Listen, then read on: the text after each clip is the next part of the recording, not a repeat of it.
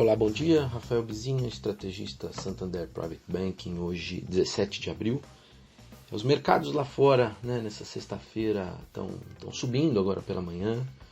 Existe uma expectativa mais animadora sobre tratamento terapêutico da Covid-19. Então, ontem esses veículos de notícias especializados mencionou outro medicamento, que é o Remdesivir, de um laboratório biofarmacêutico aí norte-americano, e que apresenta resultados mais otimistas também. Isso em conjunto com uma série de outras pesquisas que estão acontecendo relacionadas à hidroxicloroquina, cloroquina e tantas outras drogas. E aparentemente o volume de informações a esse respeito e a quantidade de notícias dando um tom um pouco mais otimista, no sentido de que daqui não muito tempo vai haver um respaldo científico para o tratamento com essas drogas. Acho que isso é positivo, se essas coisas começam a funcionar bem e são produzidas em larga escala, isso alivia bastante a sobrecarga na infraestrutura de saúde, e também tem um impacto psicológico significativo para as pessoas, para diminuir esse pânico em relação ao coronavírus. Quanto isso também, os desenhos de estratégia de flexibilização das quarentenas só estão se aprofundando.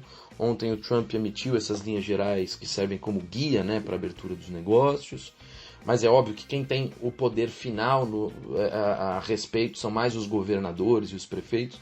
Então a gente tem que ficar de olho em qual vai ser a atitude deles em relação a isso, especialmente os analistas dos Estados Unidos estão olhando mais aí para a Califórnia e Nova York. Quanto ao indicador, ontem teve esse pedidos de auxílio-desemprego nos Estados Unidos, que é um dado semanal e está servindo como um termômetro importante para acompanhar o ritmo do emprego por lá. O número ele foi muito ruim, mas foi menos pior do que o esperado e menos pior do que o dado da semana anterior. Então, isso dá um pouquinho mais de visibilidade sobre o fundo do poço, por mais profundo que ele seja, mas essa visibilidade ela reduz um pouco a incerteza. Aqui no Brasil teve mudança na direção do Ministério da Saúde, substituição do Mandetta pelo Nelson Tait. O novo chefe da pasta agora, ele diz que não vai ter mudança brusca na condução dos trabalhos, e a equipe anterior se comprometeu a auxiliar no que for preciso todo esse processo de transição. Mas de qualquer maneira o Tait ele tende a ter uma visão mais flexível, no sentido de trabalhar essa transição do confinamento horizontal para o vertical, mas ele enfatizou muito essa questão da estratégia de uso maciço dos testes para identificar contaminados. Acho que todo o processo de flexibilização de quarentena precisa ter em paralelo a essa questão dos testes maciços. Ele também ponderou no discurso, é óbvio, a necessidade de preservar a economia, em paralelo com a questão da saúde e com as vidas, mas também se você tiver mais desenvolvimento econômico, nas palavras dele, você também sobra mais dinheiro para gastar com saúde, educação e etc.